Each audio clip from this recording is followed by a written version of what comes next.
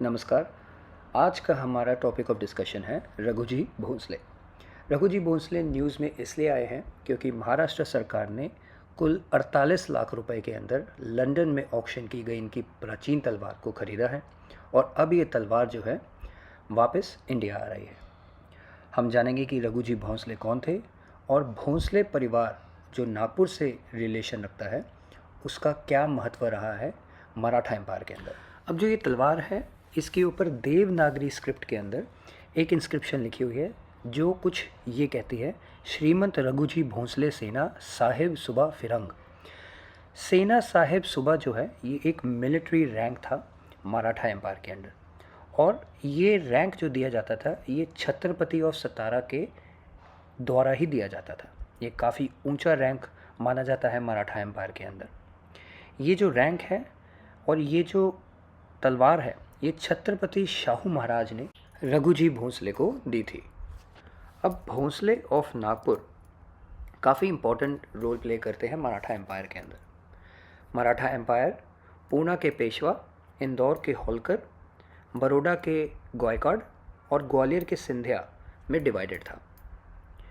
जो नागपुर के भोंसले हैं ये एक क्षत्रिय क्लैन से आते हैं और ये अपने आप को डिसेंडेंट मानते हैं उदयपुर के सिसोदिया राजपूत के। नागपुर भोंसले जो है इनको एक और नाम से जाना जाता है हिंगानेकर।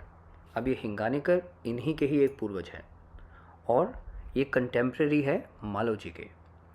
और मालोजी कौन है? मालोजी ग्रैंडफादर हैं छत्रपति शिवाजी महाराज के। अब हम देखेंगे कि रघुजी भोंसले थे कौन। इनका जीवन काल 1695 से लेकर 1755 तक रहा। ये एक बहुत बड़े मराठा वॉरियर थे जिन्होंने भोंसले डायनेस्टी की नींव नागपुर में 1730 के अंदर रखी।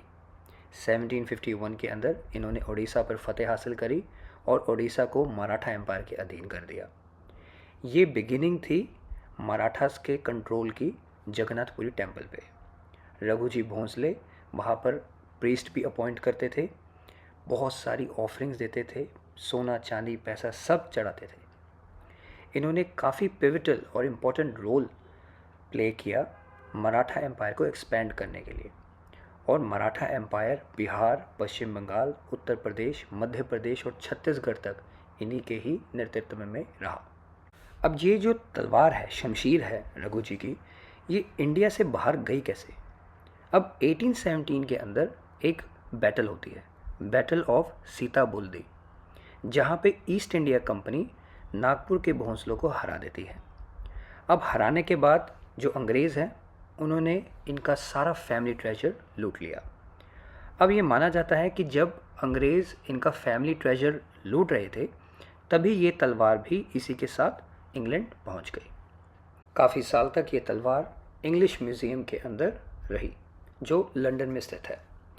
अब जो अंग्रेज़ है वो जल्दी जल्दी मराठा एम्पायर से रिलेटेड जितनी भी ट्रेजरी है, जो लूटी हुई ट्रेजरी है, उसको जल्दी जल्दी ऑक्शन नहीं करते क्योंकि उनके इतिहास के अंदर ये बहुत ही एक ग्लोरियस चैप्टर है, the win over the Marathas.